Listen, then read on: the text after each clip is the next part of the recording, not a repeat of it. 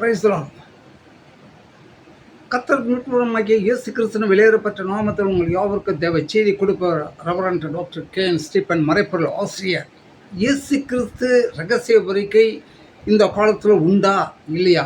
அதுதான் இப்போ ஒரு கேள்வி. இயேசு கிறிஸ்து ரகசிய வருகை உண்டா இல்லையா? மனவாட்டியை அழைத்து செல்வதற்காக வருவாரா இல்லையா என்பதை பற்றி இப்பொழுது ஒரு 5 நிமிடம் ஒரு 10 நிமிடம் தியானிக்க போகிறோம். அன்பு சகோதரர்களே, ஏற்கனவே 30-35 வருஷத்துக்கு முன்பாக தான் இயேசு கிறிஸ்து ரகசிய வருகை உண்டு என்று அந்த காலத்தில் பேசுனவங்க 30-35 வருஷம் ஆயிடுச்சு. அதன் பிறகு அப்போ நான் எவஞ்சலிஸ்டாக திருத்தவா பிரசங்கத்துக்கு போயிருந்தேன். அப்போ பேசுறதுக்கு நேரம் இல்லை. அன்பு சகோதரனை இப்பொழுது உங்கள் மத்தியிலே அதை பற்றி நான் தெளிவாக பேச ஆசைப்படுகிறேன். அநேக கேள்விகள் இருக்குது. அதில் ரகசிய வரிகளே வெளிப்படுகிற 3ஆம் அதிகாரத்தில் 3வது வசனம், திருடனை போல வருவேன் என்று சொல்லுகிறார். நம்மை படித்த ஆண்டவர் ஏன் திருடனை போல வர வேண்டும்? அதுதான் கேள்வி. சகரியா 14ஆம் அதிகாரத்தில் 7வது வசனம், இரவும் இரவும் இல்லை பகலும் இல்லை. அப்போ எப்போ தான் வருவார்? அந்த கேள்வி. மத்திய 24ஆம் அதிகாரத்தில் 36வது வசனம் இப்படியா சொல்லுகிறது, அவர் வருகை உலக மக்களுக்கோ உனக்கோ எனக்கோ தேவ தூதர்களுக்கும் பிசாசுக்கும் தெரியாது என்று அங்கே சொல்லப்பட்டிருக்குது. அன்பு சகோதரர்களே, சகோதரிய, அந்த காலத்தில் சில போதர்கள் வந்தாயிற்று ஒரு சிலர் பேசினார்கள். சில பேர் காலதாமதமாக என்று பேசினார்கள். 2 பேர் 3ஆம் அதிகாரத்தில் 3ஆம் வசனத்தில் 4ஆம் வசனத்தில் எப்படி சொல்லுவது, சில பரியாசக்காரர்கள் தோன்றி அந்த காலத்தில் எப்படி இருந்ததோ அதே போல் இந்த காலத்திலே இருக்கிறதே, அவர் வரமாட்டார் என்று சில பரியாசக்காரர்கள் சொல்லுகிறார்கள். அன்பு சகோதரன், அவர் வருகையில் என்ன நடக்கும்? 2வது ஜட்ஜ்மெண்ட்டு முடியும். 2வது ஜட்ஜ்மெண்ட், ஃபர்ஸ்ட் ஜட்ஜ்மெண்ட்டு ஏற்கனவே நான் பேசியிருக்கேன். பரிதேசத்துக்கு செல்ல என்றும் மறித்து 3 நிமிடத்தில் 21 வகையான ரகசிய புஸ்தகங்கள், பரலோக ரகசிய புஸ்தகங்கள் ஆராயப்பட்டிருக்கிறது. அதை வச்சு கணக்கு புஸ்தகம் என்று பெயர். அதை வைத்து மறித்து 3 நிமிடத்தில் 40 மார்க் எடுத்தவர்களுக்கு மட்டும் பரதேசிக்கு தேவதூதர்களால் அனுப்பப்பட்டார்கள். மீது அத்தனை பேரும் நரகத்துக்கு 3 வகையான பதில் இருக்குது. அதில் 22 வகையான அறைகள் இருக்கு. எக்ஸாம்பிள் ஒரு விபச்சாரக்காரர் அதிகமாக இருந்தால் அந்த விபச்சார இடத்துல அவன் கொண்டு போய் சேர்க்கார்கள். இது முதல் ஜட்ஜ்மெண்ட். அது உலகத்தில் நடக்கப்படுறது. 2வது ஜட்ஜ்மெண்ட்டாக இயேசு கிறிஸ்து ரகசிய வருகை. அந்த ரகசிய வரிகளை ஏற்கனவே நான் சொல்லியிருக்கிறேன். போன வாரத்தில் 1 கொரிந்தியர் 5ஆம் அதிகாரத்தில் 50வது வசனம் 51வது வசனம் தெளிவாக சொல்லப்பட்டிருக்கு. அங்கே என்ன சொல்லப்பட்டிருக்குது என்று கேட்டால், மகிமை மேல் மகிமை அடைந்திருக்க வேண்டாம், மறுரூபம் அடைந்திருக்க வேண்டாம், பரிசுத்த ஆவியா அவரை போல பரிசுத்த அவங்க ஆவியாக மாறி இருக்க வேண்டாம், அக்னி பெற்றிருக்க வேண்டாம். அப்பொழுது தான் இக்கண்ணியமை பொழுதில் ஒரு செகண்டில் அவர் இயேசு கிறிஸ்து ரகசிய வரிகளை எடுத்துக்கொள்ளப்படுவார்கள். பின்வாங்க போன மனவாட்டிகள் 5 கன்னிகள் 10 கன்னிகள் 5 கன்னிகள் பரலோகத்துக்கு சென்றார்கள். ஆயத்தம் இல்லாத கன்னிகள் 5 பேர் பின்வாங்கி போனார்கள். அதே போல மனவாட்டி சபையை சேர்ந்தவர்கள் அநேக பேர் கீழே தள்ளப்படுவார்கள். ரொம்ப ரொம்ப துக்கமான ஒரு நாள் அது வரப்போகிற. அன்பு சகோதரனே, சகோதரி, அப்பொழுது என்ன நடக்கும்? 2வது ஜட்ஜ்மெண்ட் முடியும். அன்பு, நீதி, அதாவது சத்தியம், பரிசுத்த ஆவி எடுக்கப்படும் என்று அங்கே சொல்லப்பட்டிருக்குது. இயேசு கிறிஸ்து ரகசிய வருகை அன்னைக்கு நடக்க போகிற காரியங்களை பற்றி நான் சொல்லி கொண்டிருக்கேன். அன்பு தனியது போக என்று அங்கே சொல்லப்பட்டிருக்கிறது. ஏசாயா 59ஆம் அதிகாரம் 14வது வசனம் 15வது வசனம் இப்படியாக சொன்ன அநேக பெந்தேகோஸ்து சபைகளில் சத்தி தள்ளுபடியாக ஆகிவிட்டது என்று சொல்லப்பட்டிருக்க ஆகும் என்று சொல்லப்பட்டிருக்கிறது. அதாவது என்ன செய்யறான்னு கேட்டால், மறுநாளே ஆமோஸ் 8:11 மறுநாளே ஆமோஸ் 8:11 சொல்லப்பட்டிருக்குது. இதோ தேசத்து என்பது பஞ்சத்தை அனுப்புகிற காலம் வரும். ஆகார குறைவினால் உண்டாக்கிய பஞ்சமல்ல, ஜலக்குறைவினால் உண்டாக்கிய தாகமல்ல. தேவனுடைய சத்தியத்தை தேட ஒரு முனை தொடங்கி மறுமுனை மட்டும் தென் திசை தொடங்கி மறு திசை மட்டும் தேடி அலைந்து திரிந்தாலும் கண்டடையாமல் போவார்கள் என்று அங்கே சொல்லப்பட்டிருக்கிறது. எங்க ஆமோஸ் 8:11 சொல்லப்பட்டிருக்கிறது. மறுநாளிலே கலியுக காலம் ஒன்று ஸ்டார்ட் ஆகும். கலியுக காலம், உபத்திர காலம் முடிஞ்சு கலியுக காலம் ஸ்டார்ட் ஆகும். இப்போ நாம் இருந்து கொண்டு இருப்பது எது என்று கேட்டால், கிருபையின் காலத்தில் கடைசி விளிம்பில் இருந்து கொண்டு இருக்கிறோம் என்பது மட்டும் நீங்கள் அறிந்து கொள்ளுங்கள். அன்பு சகோதரனே, கிருபையின் காலம் முடிய போகிறது. 1 பேதுரு 5ஆம் அதிகாரத்தில் 8வது வசனம் இப்படியாக சொல்லுகிறது. யோபு 1:7 சொல்லப்பட்டது. அன்னைக்கு மறுநாளில் என்ன நடக்கும் என்று சில காரியங்களை சொன்னேன். அன்னைக்கு மறுநாளே யோபு 1:7 1 பேதுரு 5:8 சொல்லப்பட்டிருக்குது. கர்ஜிக்க சிங்கம் போல் எவனை விழுங்கலாம் என்று பிசாசு என்ன செய்யணும்னா பசுவான்களை நமக்கு பதிலாக அங்கே சிங்காசனத்தில் உட்கார்வதற்காக இயேசு கிறிஸ்து அழைத்து சென்று விட்டாரா என்ற பயங்கரமான கோபத்தோடு தெருக்களிலும் உலகம் முழுவதும் சத்தியத்தை சுவிசேஷமாக சத்திய அதாவது என்னன்னு கேட்டாக்க உலகம் முழுவதும் சத்தியவான்களை அவனை அழிக்கும்படியாக அல்லது தெரிந்து கொள்ளப்பட்டவர்களை வஞ்சிக்கத்தக்கதாக அவன் புறப்பட்டு போவான் என்று அங்கே தெளிவாக சொல்கிறது. அன்பு சகோதரனே சகோதரி, இப்பொழுது ஒவ்வொரு கேள்விக்கும் ஒவ்வொரு வசனத்தை மட்டும் நான் உங்களுக்கு மத்தியில் நான் பகிர்ந்து கொள்ள ஆசைப்படுகிறேன். வெளிப்பாடுகள் 3ஆம் அதிகாரத்தில் 3வது வசனம் இப்படியாக திருடனை போல வருவேன் என்று ஆண்டவர் சொல்கிறார். ஏன் நம்மை படைத்த ஆண்டவர் ஏன் நம்மை அழைத்து செல்வதற்கு திருடனை போல வர வேண்டும் ஒரு கேள்வி இருக்குதா? சில வசனங்கள் நான் சொல்ற மாதிரி மத்திய 2ஆம் அதிகாரத்தில் 1லிருந்து 14 வசனங்களை வாசித்து பார்த்தால் ஆதி காலத்தில் இயேசு கிறிஸ்து பிறக்கிற பிறந்த அன்றைக்கு வானசாஸ்திரிகள் என்ன செய்ய வானத்துள்ள நட்சத்திரங்களை பார்த்து தேவன் அதாவது கடவுள் கிங் ஆஃப் கிங் இந்த உலகத்தில் பிறந்திருக்கிறார் என்று அறிந்து அங்கே ஒரு ஏரோது ராஜா கிட்ட வந்து கேட்குறாங்க. ஏரோது ராஜாவே இங்கே வந்து கடவுளை அதாவது ராஜா பிறந்தாரா என்று அவன் அதிர்ச்சி அடைகிறான். அதன் பிறகு சரி எனக்கு தெரியாது, நீ போய் பார்த்து விட்டு எங்களுக்கு வந்து சொல்லுங்கள் என்று அவன் சொல்லி அனுப்புகிறான். போகிற வழியிலே தேவதூதர்களை எச்சரிக்கப்பட்டு அவன் திரும்பி அவன் வேற ஒரு ஊருக்கு அவன் சென்று விடுகிறான். அதே போல் தேவதூதர்கள் மூலியமாக எச்சரிக்கப்பட்டு இயேசு கிறிஸ்து பிறந்த அவங்க அப்பா அவங்க அம்மா கிட்ட எச்சரிக்கப்பட்டு நாளைக்கு அவன் ஏறுது ராஜா மக்கள் எல்லாம் சாகடிக்க போகிறான், இன்னைக்கு எகிப்து தேசத்துக்கு நீங்கள் புறப்பட்டு போங்கள் என்று அவர்களுக்கு சொல்லப்பட்டு அவர்கள் திரும்பி எகிப்து தேசத்துக்கு புறப்பட்டு போனார்கள். இவன் சாஸ்திரிகளை வராததை கண்டு அவன் என்ன செய்கிறான், ஏறுது ராஜா என்ன செய்கிறான் என்று கேட்டால் பிறந்து 2 வருட குழந்தைகள் அத்தனை பெரிய அவன் வெட்டி தீர்த்தான் என்று சொல்லுகிறது. அன்பு சகோதரனே சகோதரி, இயேசு கிறிஸ்து already decide in the heaven பரலோகத்தில் நிர்ணயிக்கப்பட்டு இயேசை 53ஆம் அதிகாரத்தில் அவன் 5லிருந்து 10 வசனங்கள் வாசிக்கிறவில்லை. இந்த உலகத்தில் மக்களுக்காக ரத்தத்தை சிந்தி அவர்களை மீட்டுக் கொள்ளும்படியாக இந்த வரப்போகிறார் என்று அங்கே வந்து அவர் என்ன செய்கிறாங்க கேட்டாக்கா ரத்தத்தை சிந்தி மீட்டுக் கொண்டார் என்று சொல்லுகிற மக்களை மீட்டுக் கொண்டார் என்று சொல்லப்பட்டிருக்கிறது. 1 பேதுரு 1:19 சொல்லப்பட்டிருக்கிறது. வெளியேற்பட்ட ரத்தத்தை சிந்தி வெளியேற்பட்ட ஆத்துமாவை அவர் அபகரிக்கும்படியாக தெரிந்து கொள்ளும்படியாக பிசாசுக்கு தெரியாமல் திருடனை போல வருவேன் என்று சொல்ல. பிசாசுக்கு தெரிந்தால் என்ன நடக்கும்? ஒரு வசனம் தான் இப்போ சொன்ன அன்பு சகோதரன சகோதரி, அதாவது உலகம் முழுவதும் ஆதாயப்படுத்தி கொண்டால் தன் ஆத்துமாவை நஷ்டப்படுத்தினால் அவனுக்கு என்ன லாபம் இருக்கிறது என்று வேதத்தில் தெளிவாக சொல்கிறது. உலகத்தையும் ஆத்துமாவையும் எடப்பட்டக்கா இந்த ஆத்துமா மட்டும் கீழே இறங்குமா. அப்போ வெளியேற்பட்டு அப்படியேப்பட்ட ஆத்துமாவை அதாவது இரவிலே திருட எப்படி வருவான்? வேண்டவாதி இல்லாமல் திருடு இரவிலேயே தான் வருவான், ராத்திரியில் மட்டும்தான் வருவான். இப்போ நான் அதுக்கு அடுத்த வசனங்களுக்கு கடந்து போகும்போது இந்த ஏன் ராத்திரியில் வராரு திருடுன்னு போல ஏன் வர்றாருன்னு சொல்ல சில காரியங்களை நான் சொல்ல போகிறேன். மத்திய 24ஆம் அதிகாரம் 36வது வசனம், அவர் வருகை உனக்கு எனக்கு தேவ தூதர்களுக்கும் தெரியாது பிசாசுக்கும் தெரியாதான். அவர் வருகை வந்து யாருக்குமே தெரியாதா. அப்போ எப்போ தான் வருவார் என்று வேதம் தெளிவாக சொல்லுகிறது. எக்ஸாம்பிள் ஒன்று சொல்கிற பாருங்க. 1 அதிகாரத்தில் 16வது வசனம் வந்து 3 இச்சைகள் என்று சொல்லப்பட்டிருக்கிறது. அந்த 3 இச்சைகளில் என்ன இச்சைகளில் அடிப்பட்ட ஒரு தாவீது ராஜா யார் என்று கேட்டால் தேவனால் தெரிந்து கொள்ளப்பட்ட ஒரு ராஜா தாவீது ராஜா, ஆண்டவரால் தெரிந்து கொள்ளப்பட்ட ராஜா. அவன் ஒரு சங்கீதத்தை புத்தகத்தை எழுதான், அவன் ஒரு தீர்க்கதரிசி. இப்படியேப்பட்டவன் என்ன செய்கிறான்னு கேட்டால் யுத்தம் நடந்து கொண்டு இருக்கிற வேலையில் இவன் வீட்டில் இருந்து அப்படியே சுற்றி வருகிறான். அந்த வீட்டு மேலே இருந்து சுற்றி வரும்போது கீழே ஒரு அழகான ஒரு பெண் குளித்து கொண்டு இருக்காள். அப்போ அவன் என்ன பண்ணுறான், இச்சை அவனுக்குள்ளே வந்தது, பிசாசுடைய இச்சை அவனுக்குள்ளே வந்த காரணத்தினால் அந்த பெண்ணோடு என்ன செய்கிறான், வீட்டுக்கு அழைத்து அவங்க அதாவது மனைவியாக்கி கொள்கிறான். அவனுடைய மனைவி அவனுடைய கணவன் என்ன செய்கிறான்னா யுத்தத்திலே போராடி கொண்டு இருக்கான். இதிலிருந்து நமக்கு என்ன செய்கிறது, நாளைக்கு தான் இயேசு கிறிஸ்து வராருன்னு வச்சுக்கோ.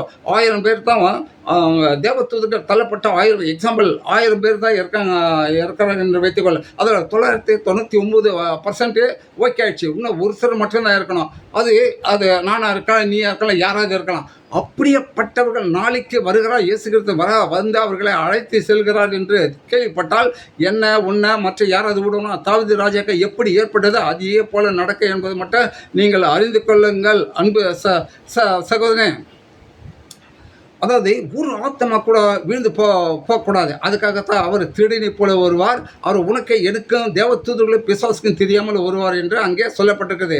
ஏன் யாருக்கு தெரியாமல் வருகிறார்? 1000 பேர் 999 பேர் முடிந்து விட்டது. 1000 பேர் இன்னைக்கு ஒருத்தன் சாக போகிறான். அவன் ஃபுல்ஃபில் ஆகிருக்கிறான்.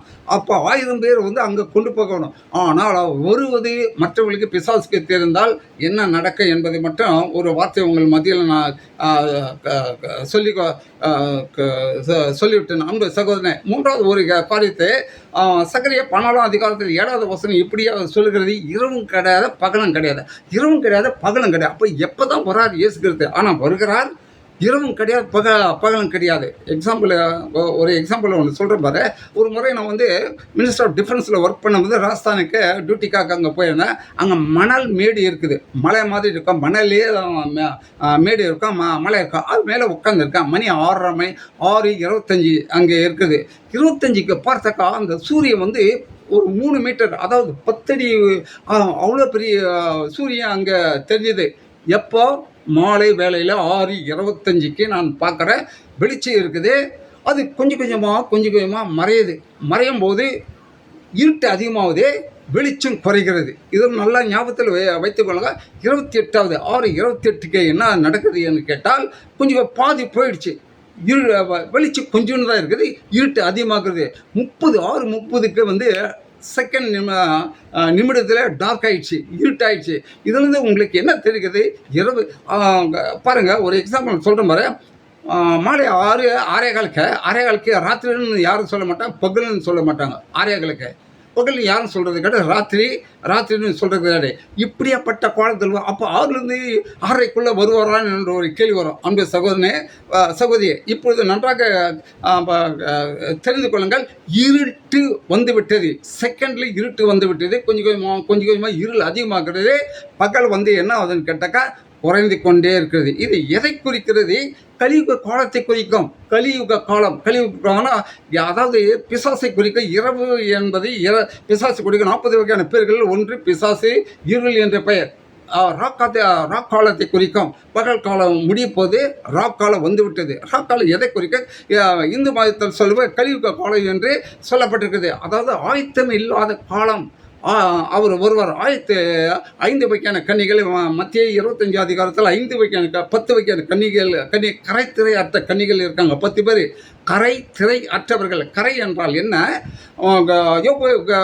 14:17 சொல்லப்பட்டிருக்கிறது. நாம் செய்கிற தினந்தோறும் பாவங்கள், மீறுதல், அக்கிரமங்கள் செய்கிற பாவங்களை எல்லாம் எழுதப்பட்டு என்னுடைய பெயரில் எழுதப்பட்டு சுருட்டப்பட்டு கல்வாரி, அதாவது 3வது ஃபைனல் ஜட்ஜ்மெண்ட்டுக்காக வைக்கப்பட்டிருக்குமா. நல்லா ஞாபகத்தில் வச்சுங்க. யோபு 14:17 சொல்லப்பட்டிருக்கு. தினந்தோறும் செய்கிற மீறுதல், அக்கிரமங்கள், பாவங்களை குறித்து எழுதப்பட்டு சுருட்டப்பட்டு என்னுடைய பெயரில் வைத்து நியாயத்தீர்ப்புக்காக வைக்கப்பட்டிருக்குமா. இதுதான் கரை, பாவங்கள். திரை என்பது என்ன? தேவனுக்கும் மனிதனுக்கும் இரண்டாக ஒரு திரை இருக்குது. என்ன திரை என்றால் எசேக்கியேல் 28 அதிகாரத்தில் சொல்லப்பட்டிருக்குது. உன்னுடைய பாவங்களே என்னுடைய பாவங்களே தேவனுக்கு மறைவாக திரையாக இருக்கிறது அங்கே சொல்லிருக்கிறார். உன்னுடைய பாவங்களே என்ன ஆகுதுன்னு கேட்டால் அவருக்கு திரையாக, அவருடைய முகத்துக்கு மறைவாக திரையாக இருக்கிறதா. அப்போது கரை இருக்கக்கூடாது, திரை இருக்கக்கூடாது. அன்பு சகோதரி, இப்போ எந்த காலத்தில் இருக்குது என்று கேட்டால் கலியுக காலத்தில் ஸ்டார்டிங்கில் இருக்கிறோம். அதாவது கிருபின் காலம் முடிவிலே இருக்கிறோம் என்பதை மட்டும் அறிந்து கொள்ளுங்கள். இந்த கலியுக காலத்தில் என்ன நடக்குது என்று கேட்டால் ஏசாயா 59 அதிகாரத்தில் 14வது வசனம் 15வது வசனம் இப்படியா சொல்லுகிறது. வேதத்தில் சொல்லப்படுகிறது கடைசி காலத்திலே சத்தியம் தள்ளுபடி ஆகும் என்று சொல்லப்படுகிறது. சத்தியம் இதான் பரிசுத்த வேதத்தில் சத்தியம். இந்த சத்தியம் எல்லா சபைகளிலும் தள்ளுபடி ஆகுமா? கொஞ்சம் கொஞ்சமாக குறைச்சிடுவாங்க. எந்த சபையை எடுத்துக்கொண்டாலும் இந்த பைபிளில் வசனங்கள்லாம் ஏற்கனவே 31,173 வசனம் 1980 ஒரு பரிசு வேதாகமத்தில் நான் பார்த்தேன். அப்போ 69 வசனங்கள் எடுக்கப்பட்டு இருக்கிறது. 69 வசனம் எடுக்கப்பட்டால் என்ன, இது யார் எடுத்துப்பார்கள் என்று அவங்க போதர்களை கேட்டால் பிசாசு எடுத்துட்டானோ. பிசாசு யாரு? ஆன்டி கிறிஸ்து, ஆன்டி கிறிஸ்து, இயேசு கிறிஸ்து என்ற பெயர் வைத்துக்கொண்டே இந்த பிசாசு என்ன செய்கிறோம்? மனித ரூபத்திலே இந்த சத்தியத்தை கழுத்தெல்லாம் எடுத்து போடுவான் என்று சொல்லப்பட்டிருக்கிறது. வெளிப்பாடுகள் 22ஆம் அதிகாரத்தில் அங்கே என்ன சொல்லப்பட்டிருக்குது, கமா புலி ஸ்டாப்பு முற்றுப்புள்ளி எது இருந்தாலும் பரிசுத்த வேதாகத்தில் எடுத்துப்பட்டாமல் நரகத்துக்கு தள்ளப்படுவான் என்று 22ஆம் அதிகாரத்தில் வெளிப்பாடு 22ஆம் அதிகாரத்திலே சொல்லப்பட்டிருக்கு. அப்படி இருந்து துணிகரம் பாவம் செய்து கொண்டு இந்த போதர்கள் செய்கிற காரியங்கள் என்ன வசனங்களாக எடுக்கப்பட்டு எல்லா சபைகளிலும் இப்படி புது பரிசுத்த வேதகம் வந்துவிட்டது. அன்பு சகோதரனே, 31,173 வசனங்களில் 69 வசனம் 1980 எழுதப்பட்டது, எடுக்கப்பட்டது. அன்பு சகோதரனே, இந்த பரிசுத்த வேதகம் எதை குறிக்கிறது? 119ஆம் சங்கத்தில் 105வது வசனத்தில் விளக்கு என்று சொல்லப்பட்டிருக்கிறது. 2 கன்னிகள் 5 கன்னிகள் பின்வாங்க போன காரணம் எதுன்னு கேட்டால், சக்தி இல்லை, விளக்கு இல்லை, பரிசுத்த ஆவி இல்லை. அதுதான் இப்பொழுது நடந்து கொண்டு இருக்குது. அன்பு சகோதரனே, பிரசங்க 5:19 இப்படியாக சொல்லுகிறது. என்ன அங்கே சொல்லப்பட்டிருக்கிறது? சுகபோகமாக வாழ்கிற வாழ்க்கை இந்த உலகத்தில் வந்துவிட்டது. அன்பு சகோதரன், சுகபோகமாக வாழ்க்கை. போதர்கள் என்ன செய்கிறாங்கன்னு கேட்டால், சத்தியத்தை சொல்கிறாங்க. உலகம் முழுதும் போயிட்டு ஓணம் பிடிக்காத, அதாவது இந்த உலகத்தில் ஓணம் பிடிக்கிறதுக்கு, வீட்டில் ஓணம் பிடிக்க முடியாதவன் அங்கே வெளிநாட்டில் போயிட்டு யானை பிடிக்கிறதுக்கு போனான். அங்கே போயிட்டு அந்த என்னது பன்னிக்கறி சாப்பிட்டு பணத்தோடு அவர்கள் திரும்பி வருகிறார்கள். இங்கே சொல்லுங்கய்யா, சத்தியத்தை சொல்லுங்கன்னா இதை சொல்ல மாட்டான். அன்பு சகோதரன், 1 யோவான் 2ஆம் அதிகாரத்தில் 16வது வசனம் இப்படி சொல்லுகிறது. 3 வகையான இச்சைகள் எங்கே வந்து விட்டது, டிவிக்குள்ளே வந்து விட்டது. 3 வகையான இச்சைகள் டிவிக்குள்ளே வந்து விட்டது என்பது மட்டும் அறிந்து கொள்ளுங்கள். அது மட்டும் இல்லை, இயேசு கிறிஸ்து 12 சீசர்களை பார்த்து அவர் சொல்லுகிறார். 12 சீசர்களை பார்த்து சொல்ல, ஓநாய்களுக்குள்ளே ஆட்டுக்குட்டியை அனுப்புவது போல உங்களை அனுப்புகிறேன், ஓநாய்களுக்குள்ளே ஆட்டுக்குட்டியை அனுப்புவது போல அனுப்புகிறேன், உலகம் முழுது சத்தியத்தை சுவிசேஷமாக அறிவியுங்கள் என்று ஆண்டவர் சொல்கிறார். ஆனால் இவன் என்ன செய்கிறான்னு கேட்டாக்கா, டவுன் ஏரியாவுக்கு என்ன பண்ணுறா, கிராமத்துலேருந்து டவுன் ஏரியாவுக்கு எங்கெங்கே பெரிய பெரிய கம்பெனி இருக்குது அங்கே வரதாச்சு அவங்க அதாவது சத்தியத்தை சொல்லிட்டு கோடியாக சம்பாதிக்கிறதுக்காக இங்கே வரான். எங்கள் தெருவில் 5 சர்ச்சு இருக்குது. யார் கேட்டாலே ஆண்டவர் இங்கே தான் ஆரம்பிக்க சொன்னார், இங்கே தான் ஆரம்பித்தா. அப்போது கிராமத்தில் இருக்கோம், மற்றவங்களாம் கடவுளுடைய பிள்ளைங்க இல்லையா, உலகம் முழுது சத்தியத்தை சுவிசேஷம் சொல்லு என்று சொன்னால் இது தானே? ஓநாய்களுக்குள்ளே ஆட்டுக்குட்டி அனுப்புவது போல் அனுப்புகிறேன் என்று சொன்னால் இதுதான காரியம்? அன்பு சகோதரனே, போதர்களாலே அநேக இயேசு கிறிஸ்து வரைக்கும் தாமதமாகி கொண்டிருக்கிறது என்பதை மட்டும் அறிந்து கொள்ளுங்கள். அதாவது தானியேல் 12ஆம் அதிகாரத்தில் 10வது வசனம் இப்படியா சொல்லுங்க, அறிவு பெருகிவிட்ட காலத்தில் நான் வருவேன் என்று சொல்லுங்க. அறிவு பெருகிவிட்ட காலம் எது என்று கேட்டால், கம்ப்யூட்டர் முதற்கொண்டு, டிவி முதற்கொண்டு, செல்லு முதற்கொண்டு, ராக்கெட்டு முதற்கொண்டு 9 கிரகங்களுக்கு ராக்கெட்டை அனுப்புகிறான் என்று அங்கே சொல்லப்பட்டிருக்கிறது. அன்பு சகோதரனே, சகோதரிய, அதாவது உலகத்தில் இருக்க எல்லா அணுகுண்டுகளையும் இந்த உலகத்தில் மீது போட்டால் என்ன நடக்குதுன்னு கேட்டால், உலகமே 52 முறை தண்ணியோடு எரியுமா. அவ்வளோ அணுகுண்டுகள் வளர்ச்சி அடைந்த காலத்தில் நம்ம இருக்கிறோம். அன்பு சகோதரனே, லூக்கா 12ஆம் அதிகாரத்தில் 14வது வசனம் இப்படியாக சொல்லுகிற, அன்பு தனிந்து போகும் காலம் வரும் என்று சொல்லப்படும். அன்பு தனிந்து போகும் காலம். அன்பு அமெரிக்காக்காரன், ரஷ்யாக்காரன், இப்போ இஸ்ரேல்காரன், ரஷ்யாக்காரன் என்ன பண்ணுறான், உலகத்து மீது குண்டுகளை போட்டு லட்சக்கணக்கான பேர் செத்து கொண்டிருக்கிறான். அன்பு கிடையாது. அன்பு சகோதரனே, சகோதரிய, அதே சமயத்தில் இன்னொரு காரியத்தை சொல்லுது. ஆதியாகமம் 24ஆம் அதிகாரத்தில் 22வது வசனம் இப்படியாக சொல்லுது. ஆபிரகாம் ஒரு மனுஷன் பரிசுத்த வேதாகமத்தில் வருகிறான். அவன் யாரும் பசுவான். அவன் மகனுக்கு பெண் பார்க்க போகும்போது பெண் வீட்டார் இடத்துல இவன் வரதட்சணை கொடுத்து விட்டு தான் பெண்ணை எடுத்துக்கொண்டு வந்தானே தவிர அவன் வரதட்சணை வாங்கவில்லை. ஆனால் இந்த காலத்தில் என்ன நடக்கிறது என்று கேட்டால், ஒரு பெண்ணுக்கு பல லட்சக்கணக்கான ரூபாய் கொடுத்தா மட்டும்தான் கல்யாணம் நடக்கும். அது மட்டும் இல்லை, அவகிட்ட அதிகமான பணம் இருந்தால் என்ன நடக்குது, ஒரு 7 பணம் எவனாவது இருக்கட்டும், விலை கொடுத்து பல லட்சம் விலை கொடுத்து ஆண்களை கணவனாக அடைகிற ஒரு காலத்தில் இருக்கும். இது எதை குறிக்குது என்று கேட்டால், ஏசாயா 4ஆம் அதிகாரம் என்று நினைக்கிறேன். ஏசாயா 4:1 சொல்லப்பட்டிருக்குது. அங்கே என்ன சொல்லிருக்க, ஒரு ஆணுக்கு 7 பெண்கள் கடைசி காலத்தில் இருப்பார்களா. அப்போ 7 பெண்கள் என்றால் அவள் என்ன செய்வென்றால் வரதட்சணை கொடுத்து இப்படி சாகணும். வரதட்சணை கம்மியாக இருந்தால் என்ன தெரியுமா, ஒரு அணுகுண்டு வீட்டுக்குள்ளே இருக்கும். எது தம்மா, அதுதான் கேஸ் வெடிக்கும். இல்லையா? அதே சமயத்தில் அவர்கிட்ட பணம் அதிகம் இருந்தாக்கா ஒரு ஆணை வந்து விலை கொடுத்து வாங்குவார் என்று அங்கே சொல்லப்பட்டிருக்கிறது. ஒரு ஆணுக்கு 7 பெண்கள் என்று சொல்லப்பட்டிருக்கிறது. அன்பு சகோதரனே சகோதரி, நீதிமொழிகள் 6ஆம் அதிகாரத்தில் 22வது வசனம் இப்படியாக சொல்லுகிறது, ஆண்கள் பெண்கள் மோகத்தால் சோர்ந்து போவார்கள் என்று. மோகத்தால் லவ் ஃபெயிலியர் ஆகிட்டு லவ் இதில் வந்து சோர்ந்து போவார்கள். எந்த காலத்தில்? இந்த காலத்தில் விபச்சார இப்போ அநேக அதாவது இந்த நீச்சலை கேட்டால் எத்தனையோ பெண்கள் கெடுக்கப்படுறார்கள். இந்த ஆண் பெண் முகத்தால் என்ன பொருள் சோர்ந்து போவார்களா? பீச்சில் இன்றைக்கி போய் பாருங்கள், மணி 12 மணிக்கு பார்த்தா எவ்வளோ கஷ்டப்படுறாங்க. பெற்றோர் வந்து காலேஜுக்கு அனுப்புகிறாங்க. ஆயிரக்கணக்கான பேர் வந்து ஜோடியாக இருப்பதை நீங்கள் கண்ணால் பார்க்கலாம். அன்பு சகோதரனே, ஆதியாகமம் 3ஆம் அதிகாரத்தில் 16 வசனம் இப்படியே சொல்லுவது, ஒரு பெண் பாவம் செய்த காரணத்தினால் ஆண்டவர் சொல்லுகிறார், அவளை குழந்தை பிறக்கும்போது கர்ப்ப வேதனை பட வேண்டும் என்று அங்கே சொல்லப்பட்டது. ஆனால் இப்போ என்ன நடக்குது? 10,000 20,000 ஒரு இன்ஜெக்ஷன் போட்டால் 5 நிமிஷத்தில் குழந்தையோட சந்தோஷத்தோட எந்த வழி இல்லாமல் வருகிறது நான் பார்க்குறோம். அன்பு சகோதரன், அது மட்டும் இல்லை, பெண்களுக்கு வந்து என்னதும் ஆண்கள் இல்லாமல் பிக்சர் டியூப் அதை என்னவே டெஸ்ட் டியூப் மூலியமாக குழந்தைகளை பெற்றுக்கொள்ள காலத்தில் நம்ம இருக்கணும். அன்பு சகோதரி, உபதேசம் 4:1 இப்படி அவர் சொல்லுகிறது. அதாவது என்ன சொல்கிற, வானத்திலே வீடு கட்டினாலும் மேக கூட்டத்தில்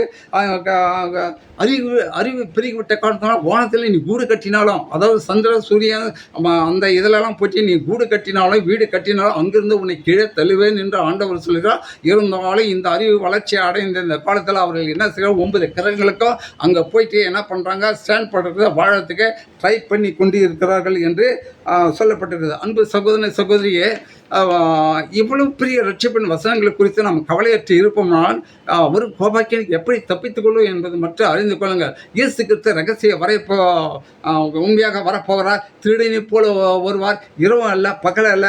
அவர் வரிக்கை உலக பிசாசுக்கோ தேவ தூதர்களோ யாருக்கும் தெரியாது என்று சொல்லப்பட்டிருக்க.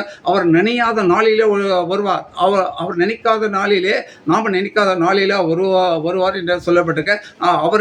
நாம் நினைக்காத நாள் எது என்ற கலியுக காலம் இப்போ ஸ்டார்ட் ஆயிடுச்சு. உலகத்தில் ஸ்டார்ட் ஆயிடுச்சு. இயேசு கிறிஸ்து எப்போ வருவார், நம்முடைய சாவு எப்போ வரும் என்று நமக்கு தெரியாது. அன்பு சகோதரன், நிச்சயமாக இயேசு கிறிஸ்து ரகசியமாக இந்த உலகத்துக்கு தன்னுடைய ஆத்துமாவை, அதாவது வெளியேற்பட்ட ஆத்துமையை மனவாட்டியை அழைத்து செல்வதற்காக வரப்போகிறார். ஆயத்தப்படுங்கள். பரலோக ராஜ்யம் சமீபத்திற்கு இதோ வாசற்படியில் நின்று கதவை தட்டுகிறவன் ஒருவனின் சத்தத்தை கேட்டு அவன் கதவை திறந்தால் அவனோட நான் போஜனம் பண்ணுவேன், அவன் என்னோட போஜனம் பண்ணுவான் என்று இயேசு கிறிஸ்து சொல்கிறார். வாசற்படியில் இருந்து கதவை தட்டி கொண்டிருக்க மனம் திரும்புங்கள். அன்பு சகோதரனே சகோதரியே, கிறிஸ்தவ மக்களே, பெந்தெகோஸ்து ஜனங்களே, மனவாட்டியாக மாறி நாம் பரலோகத்துக்கு போய் என்று ஆயத்தப்படுத்தி கொண்டிருக்க ஜனங்களே, போன வாரத்தில் நான் சொன்ன 4 காரியங்கள் ஆயத்தமாக பரலோகத்துக்கு போக நோ பெயின் நோ கெயின், கஷ்டப்படாமல் கூலி கிடையாது. பரலோகத்துக்கு போக வேண்டாம். 4 காரியங்களை நிறைவேற்றினால் மட்டும் நீ பரலோகத்துக்கு போக முடியும். இப்போ அது மட்டும் இல்லை. அன்பு சகோதரனே சகோதரியே, இது கடைசி காலமாக இருக்கிறத கடைசி எச்சரிப்பை நினைத்து மனம் திரும்புகளை பரலோக ராஜ்யம் சமீபித்திருக்கிறது. இவ்வளோ பெரிய ரட்சிப்பின் வசனங்களை குறித்து நாம் கவலையற்று இருப்போம்னால் அன்பு சகோதரனே, ஒரு கோபாக்கினிக்கு எப்படி தப்பித்துக் கொள்வோம் என்பது மட்டும் சற்று சிந்தித்து பாருங்கள். கர்த்தர் தாமே உங்கள் யாவரையும் ஆசீர்வதிப்பாராக. இந்த சத்திய வசனத்தின் மூலியமாக உங்களோடு பேசுவாராக. ஆமென். Praise the Lord.